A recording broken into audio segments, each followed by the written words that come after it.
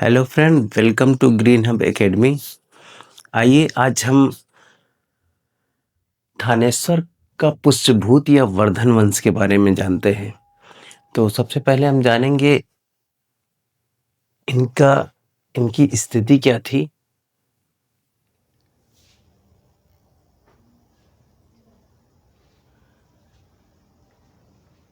इनकी स्थिति यदि देखी जाए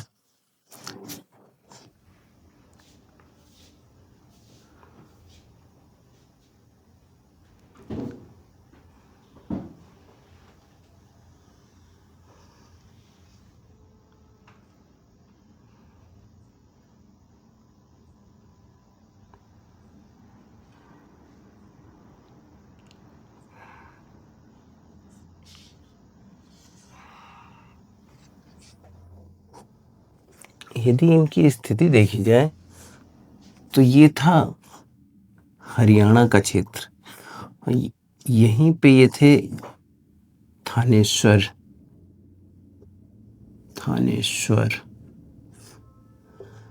वर्तमान में ये करनाल क्षेत्र में पड़ता है।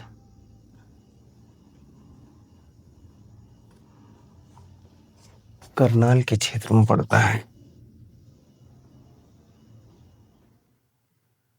ये।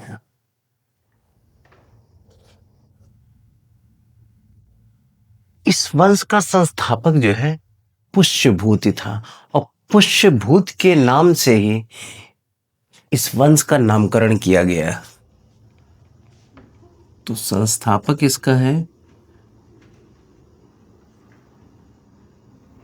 पुष्यभूति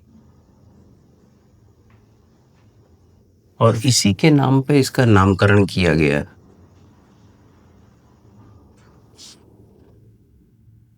या तो इसे हर्षवर्धन वंश के नाम पे भी जानते हैं।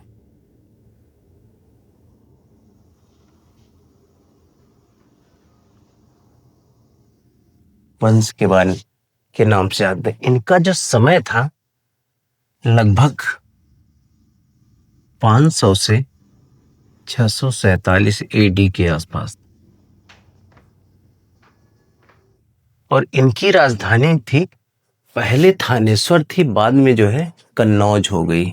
यहाँ पे रहे कन्नौज। तो पहले इनकी राजधानी थी थानेश्वर। बाद में जो है कन्नौज हो गई।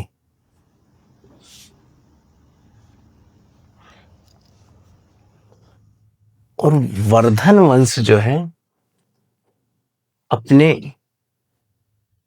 राजनीतिक संरक्षण, सांस्कृतिक संरक्षण और धार्मिक सहिष्णुता के लिए जाना जाता है।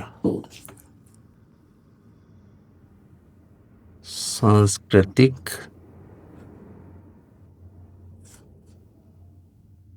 संरक्षण,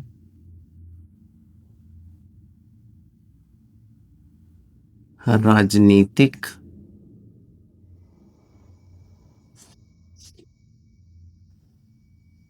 एकता और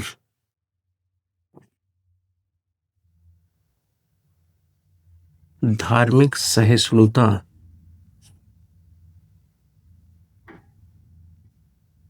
के लिए जाना जाता है। 6वीं शताब्दी में जब गुप्त वंश का पतन हुआ तो उस गुप्त वंश के गुप्त साम्राज्य के समय ये गुप्तों के सामंत हुआ करते थे और जब उनकी स्थिति कमजोर होने लगी तो उनकी दुर्बलता का लाभ उठाकर ये पूर्वी पंजाब या हरियाणा के क्षेत्र या थानेश्वर में इन्होंने इस वंश की स्थापना की। और यदि इनको जानने के कुछ स्रोत भी हैं, तो यदि स्रोत को देखा जाए तो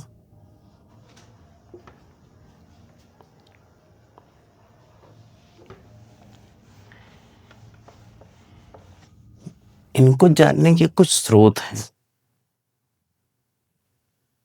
तो ऐतिहासिक स्रोत में यदि हम देखा जाए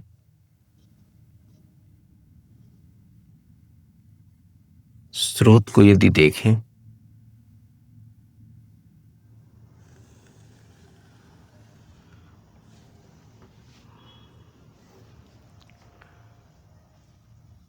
स्रोत में यदि देखा जाए तो सबसे पहले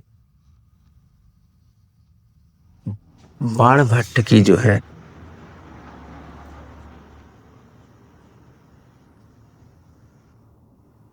हर्षचरित,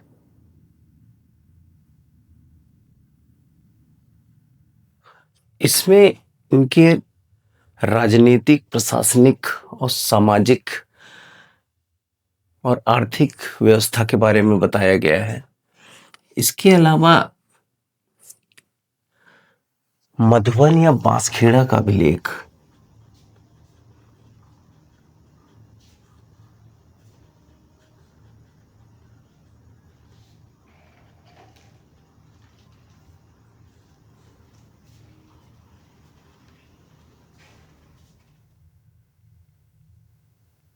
इसमें जो है इनके भू राजस्व की जानकारी मिलती है। भू राजस्व अनुदान की जानकारी मिलती है।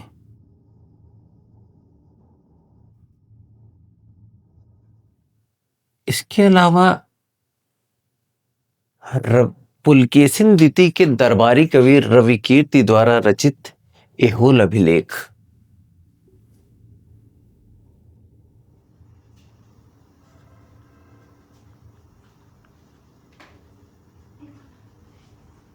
एहोल अभिलेख जिसमें पुलकेशिन द्वितीय ने हर्ष को नर्मदा नदी के किनारे पराजित किया।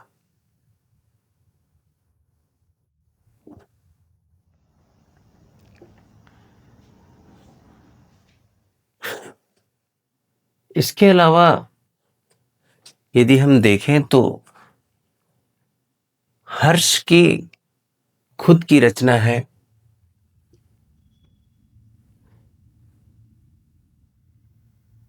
प्रियदर्शिका,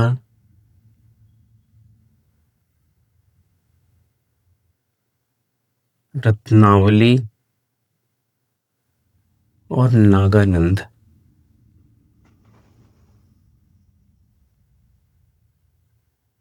नाटक। और यदि स्रोतों में देखा जाए तो हर्ष के कुछ सिक्के प्राप्त हुए हैं।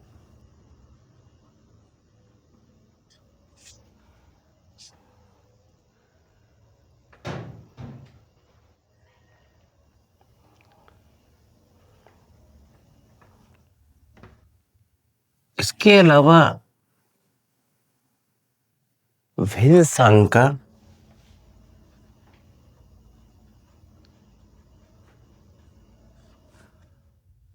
महान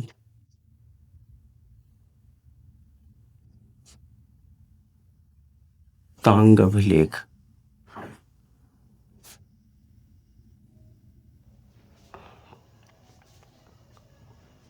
तो ये था स्रोत जिनसे पता चलता है कि थानेश्वर या पुष्पभूति वंश के बारे में यह जानकारी देता है। अब आइए देखते हैं इसके शासकों का क्रम, कि शासक कौन कौन से थे।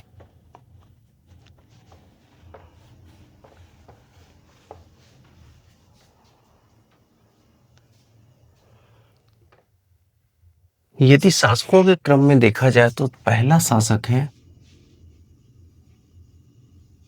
पुष्यभूति,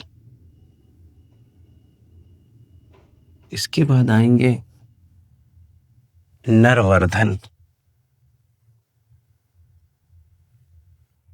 नरवर्धन इसके बाद राज्यवर्धन फर्स्ट।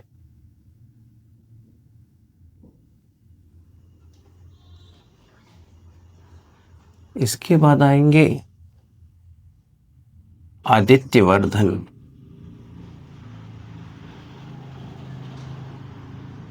आदित्यवर्धन। इसके बाद है प्रभाकर वर्धन।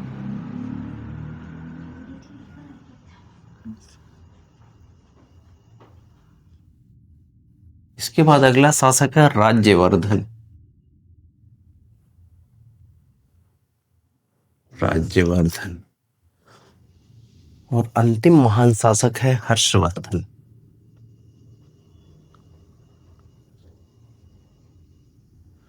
हर्षवर्धन ये अंतिम महान शासक। अंतिम महान शासक।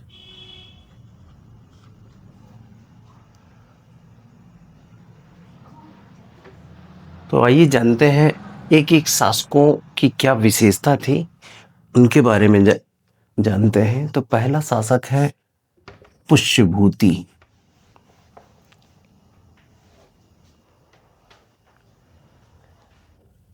पुष्यभूति जो है इस वंश का संस्थापक है।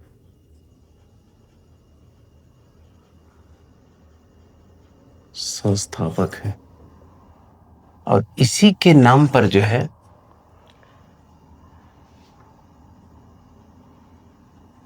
इसी के नाम पर इस वंश का नामकरण किया गया।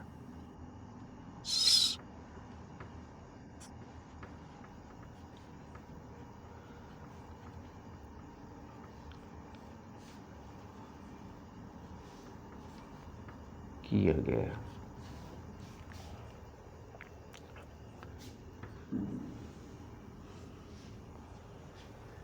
बाणभट्ट के हर्षचरित में भी इसका उल्लेख मिलता है।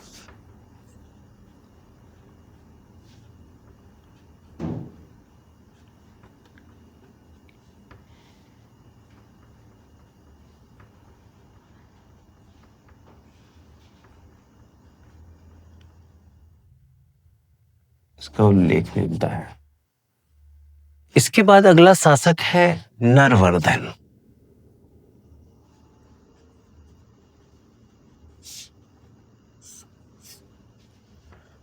नरवर्धन।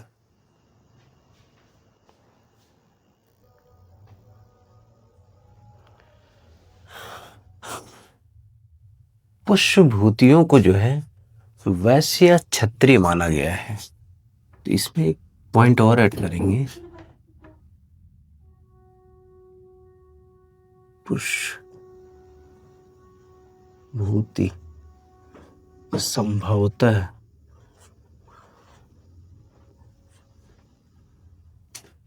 वैश्य या क्षत्रिय थे। अगला शासक है नरवर्धन। तो नरवर्धन पहला ऐसा शासक था जिसने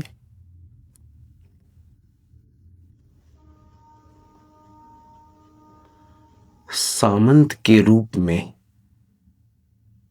शासन किया।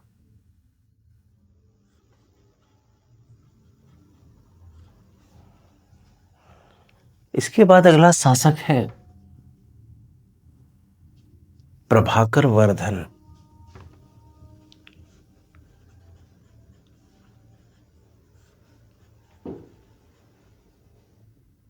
और प्रभाकर वर्धन का समय है 580 से 605 एडी।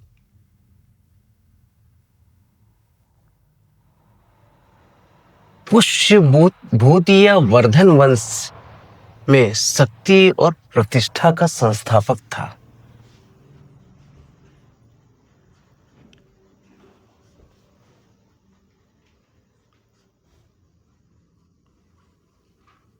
प्रतिष्ठा का संस्थापक था।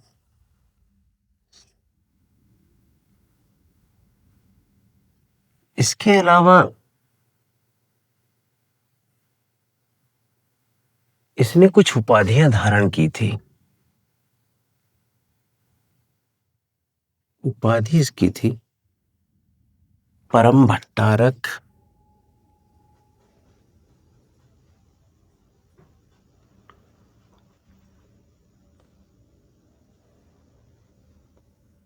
परम भट्टारक और महाराजा धीराज।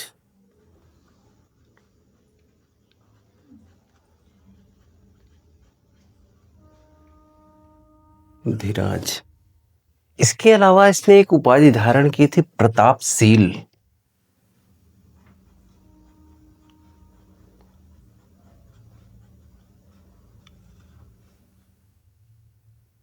अपने पराक्रम के कारण।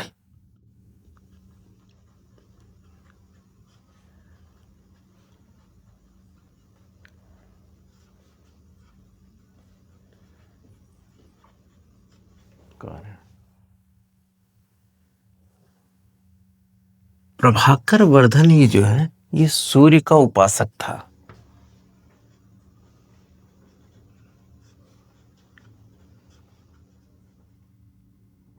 उपासक था।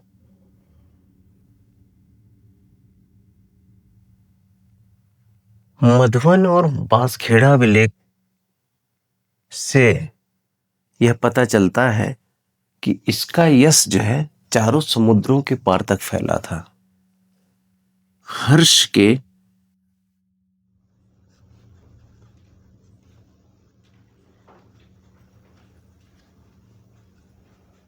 मधुवन और बांसखेड़ा अभिलेख से पता चलता है कि इसका जो यश था चारों समुद्रों के पार तक फैला था।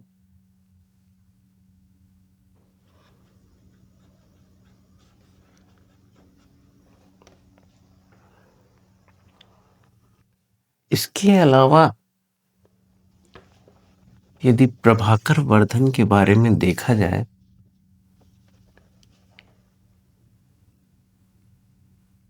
तो बाणभट्ट इसकी प्रशंसा में कहता है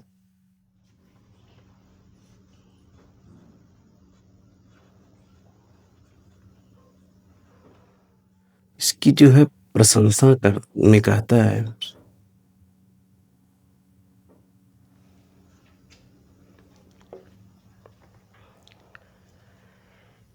इसको कहा गया है हूड़ हरिण केसरी।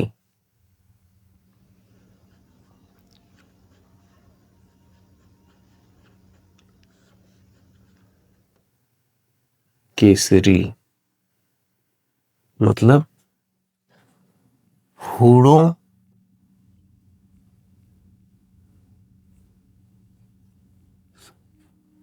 में हरिण के समान सिंह।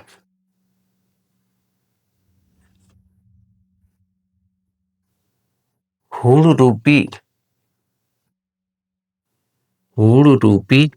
हरिण के लिए सिंह के समान। लिए के लिए सिंह के समान। इसके अलावा इसे सिंधुराज ज्वर कहा गया है। सिंधुराज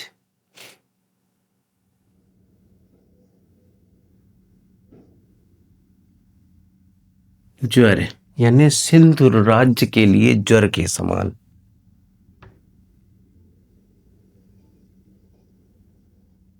सिंधु राज्य के लिए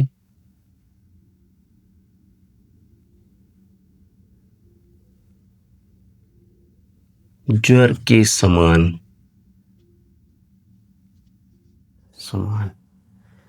इसके अलावा यह कहता है गुर्जर प्रजागर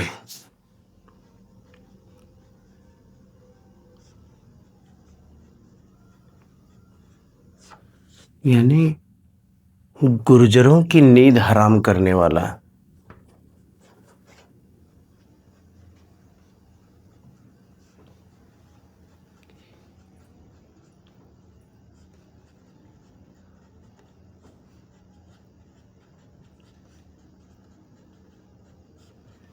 वाला प्रभाकर वर्धन की जो प्रधान रानी थी यशोमती, उनकी जो प्रधान रानी थी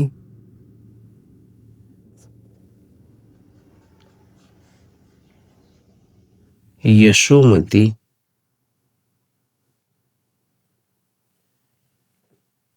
इनसे इनकी 3 संतान थे।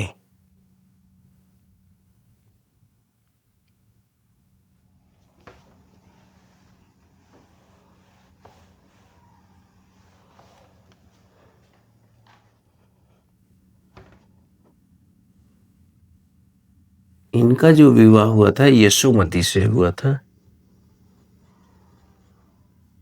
और इनसे इनकी 3 संतानें थी। राज्यवर्धन, हर्षवर्धन और राजश्री।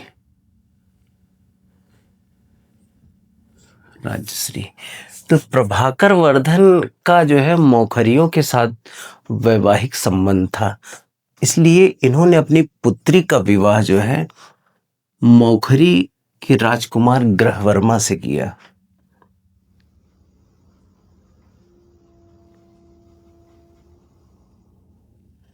ये मौखरी राजकुमार थे, वो ऐसे थे। और इनकी जो क्षेत्र था इनका एक कन्नौज था,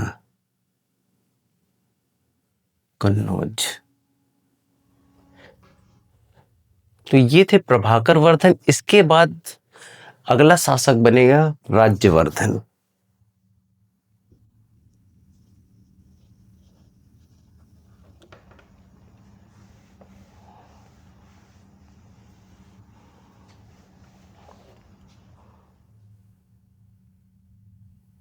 अगला शासक है राज्यवर्धन।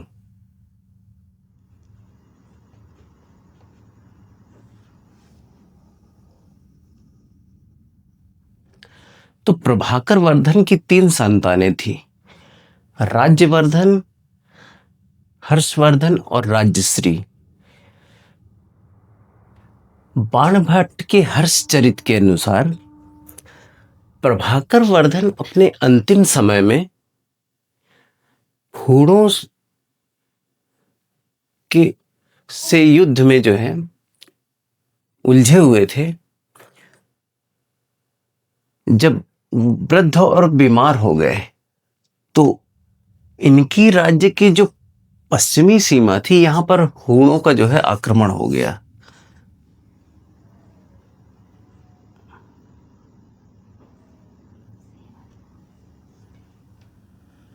ये थानेश्वर, इसी पश्चिमी क्षेत्र में जो है यहां पर हूणों का आक्रमण हो गया।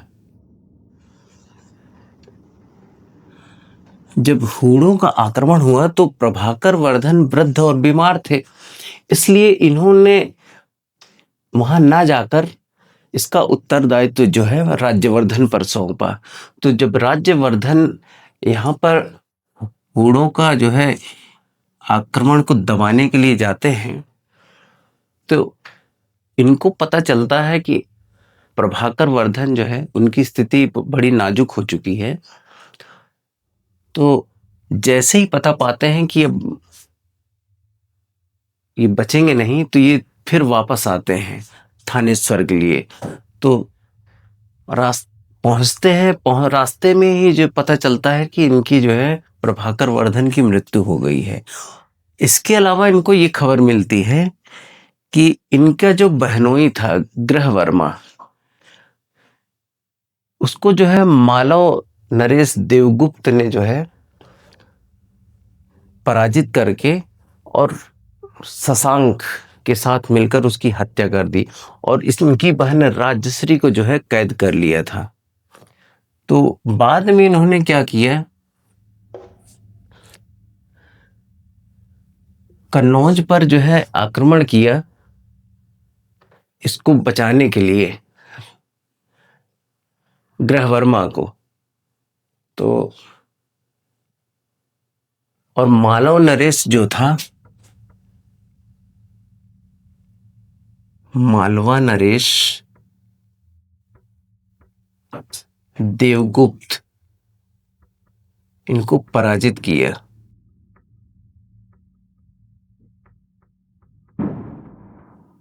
लेकिन जो बंगाल का गौड़ शासक शशांक था,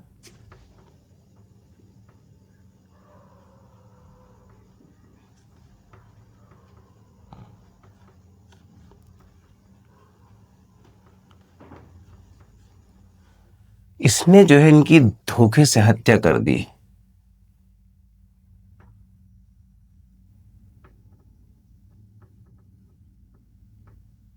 हत्या कर दी। इसके बाद जो है अगला शासक बनता है हर्षवर्धन।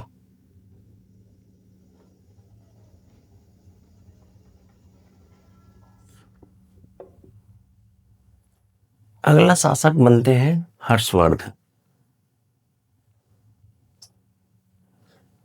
यह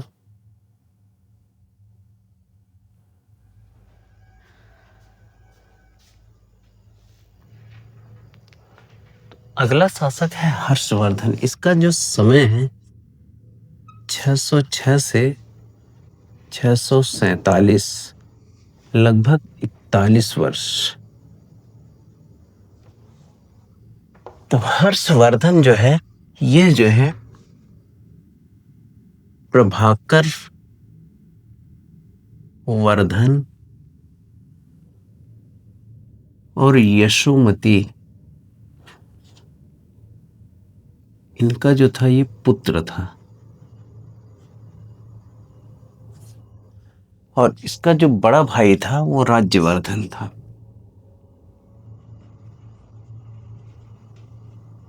राज्यवर्धन ये बड़ा भाई था। और बहन थी इसकी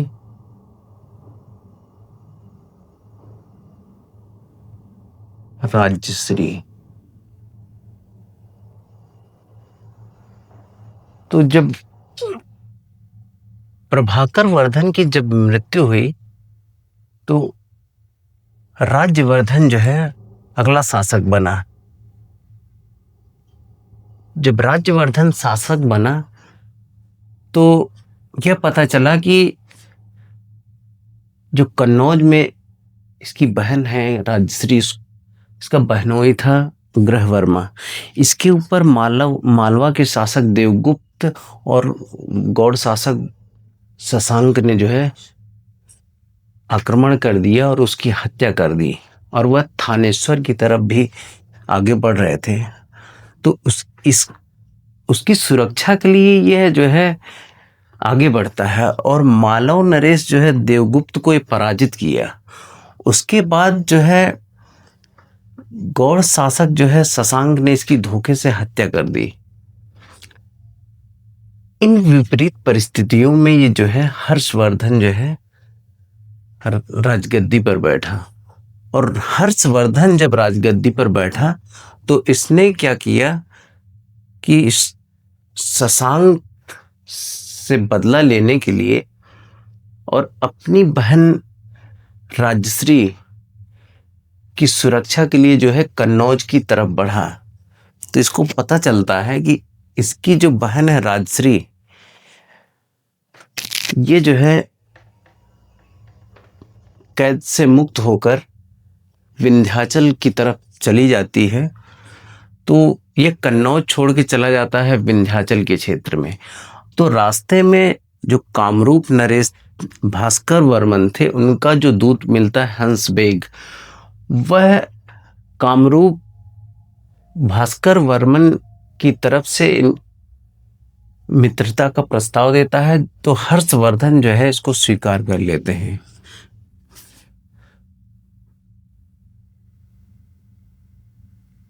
कामरूप नरेश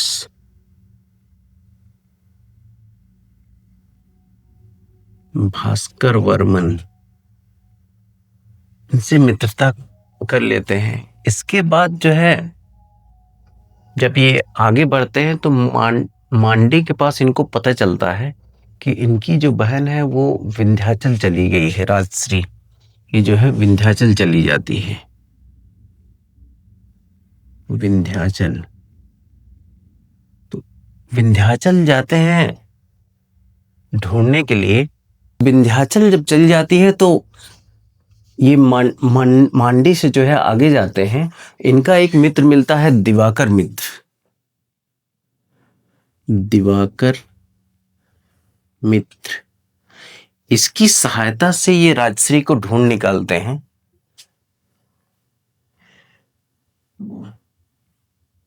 इसको ढूंढ निकालते हैं और जब ये देख ढूंढते हैं तो ये उस समय ये सती होने जा रही थी।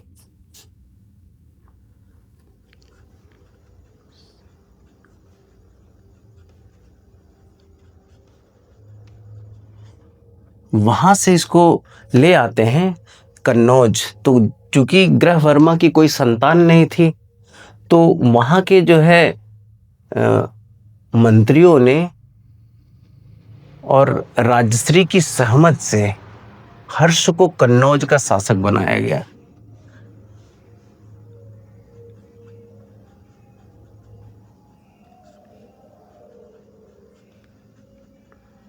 शासक बनाया गया। तो इसने अपनी राजधानी स्थानांतरित की थानेश्वर से, जो है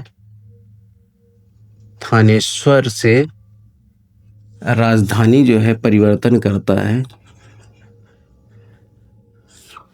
कन्नौज। तो कन्नौज जो है बाद में जो है ये राजनीतिक सत्ता का केंद्र हो जाता है उत्तरी भारत में। इसके अलावा हर्ष ने क्या किया, मगध के जो शासक थे पूर्णवर्मन,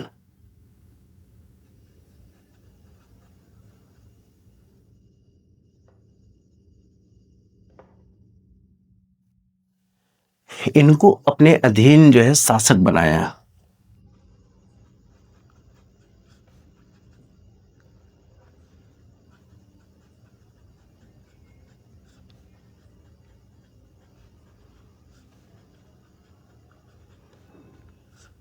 बनाया। इसके बाद जो इसका अगला शासक रहता है माधव गुप्त, वो भी इनकी अधीनता स्वीकार कर लेता है। इसलिए चीनी जो स्रोत हैं, चीनी ग्रंथों में इनको जो है मगधीराज कहा गया है। मगध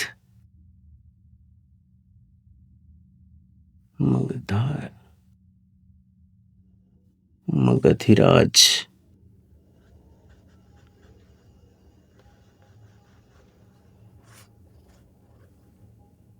मगधराज कहा गया है।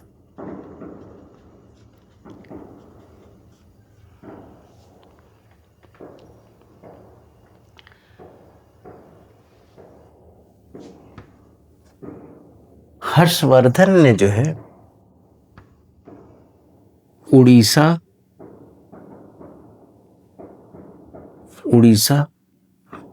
उड़ीसा के अंदर जो है कोगोंडा, कलिंग पर विजय प्राप्त की।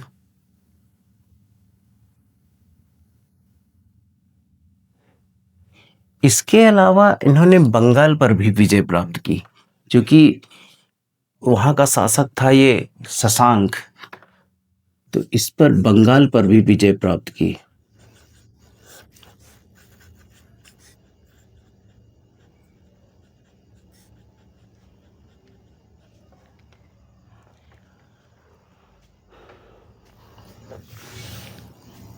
यदि हर्षवर्धन के बारे में देखा जाए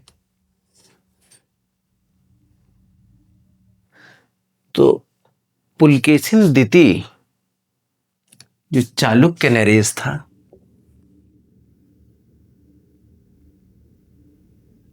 चालुक्य नरेश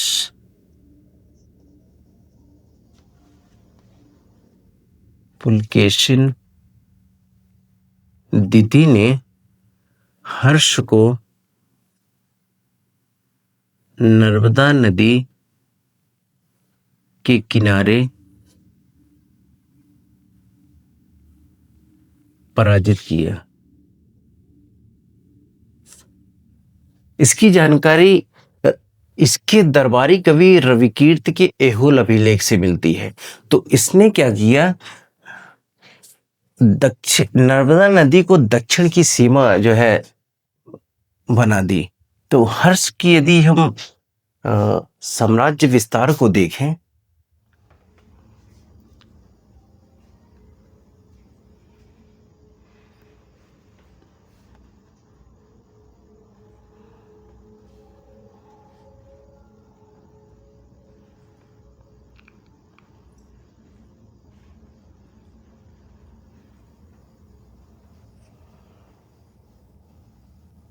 तो ये है नर्मदा नदी, मैकल श्रेणी से निकलती है और खंभात की खाड़ी में जो है गिरती है। तो नर्मदा नदी ये संपूर्ण बंगाल का क्षेत्र है। और ये है थानेश्वर, यहीं पे थानेश्वर कन्नौज हो गया यहीं पे। तो लगभग ये संपूर्ण क्षेत्रों पर जो है इसका जो है शासन था हर्ष का। यह है नर्मदा नदी, यहीं पे है ये थानेश्वर।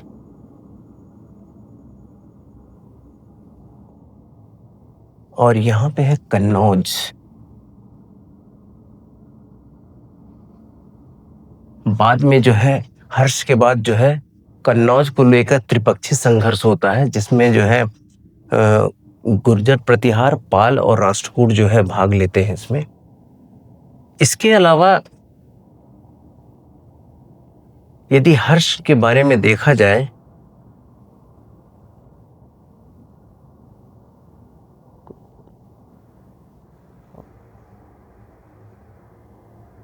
इसके अलावा हर्ष ने क्या किया था, संपूर्ण उत्तरी क्षेत्र पर जो है अपना संपूर्ण उत्तरी भारत के जो क्षेत्र है उस पर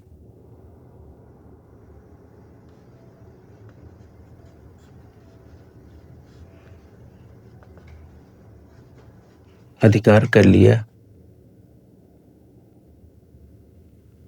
इसी कारण इसने सकलोतरापथ नाथ की उपाधि धारण की थी।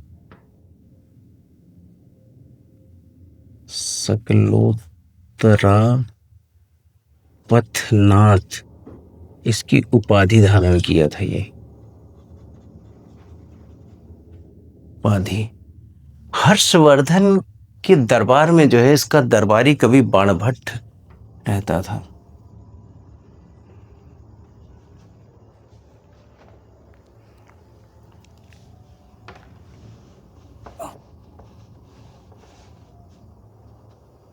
इसका जो दरबारी कवि था, इसके दरबार में जो है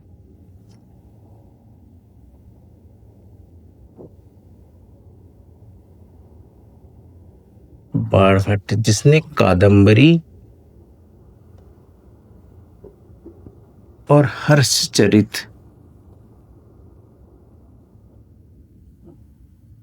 की रचना की। इसके अलावा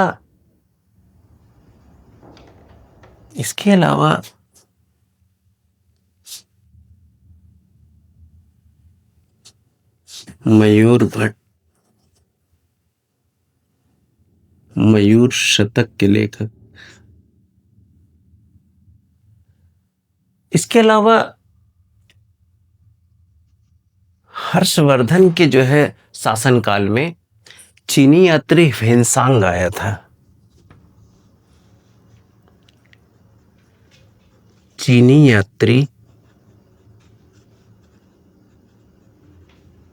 सांग जो है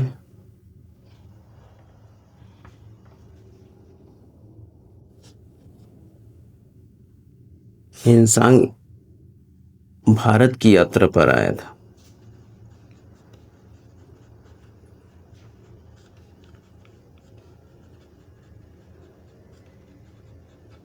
इसे तीर्थ यात्रियों का राजकुमार कहा जाता है।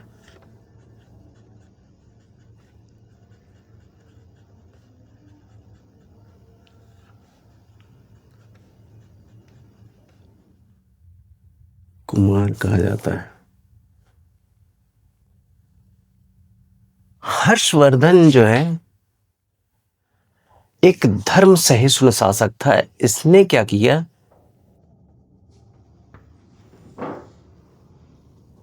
कश्मीर से जो है कश्मीर से भगवान बुद्ध के जो है महात्मा बुद्ध के दांत लाकर कन्नौज के संघाराम में स्थापित किया।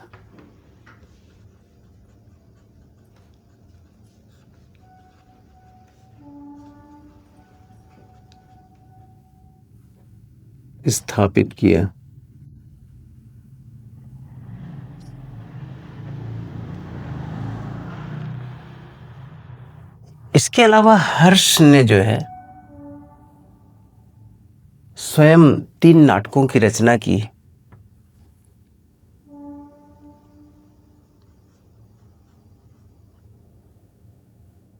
प्रियदर्शिका,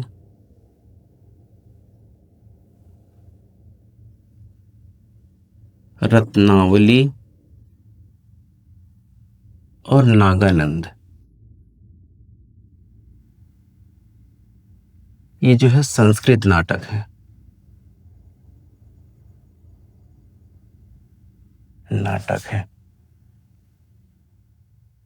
हर्ष जो है एक धर्म सहिष्णु शासक था। इसने क्या किया, यह जो है शिव का भी उपासक था। इसके अलावा हर्ष जो है हर वर्ष जो है प्रयाग में और कन्नौज में बौद्ध जो है सम्मेलन का आयोजन किया। क्योंकि हर्ष की कोई संतान नहीं थी, इसलिए पुष्यभूति वर्ष जो वंश था या वर्धन वंश धीरे धीरे जो है इसके मृत्यु के बाद जो है इस वंश का जो है पतन हो गया। तो ये था पुष्यभूति या वर्धन वंश।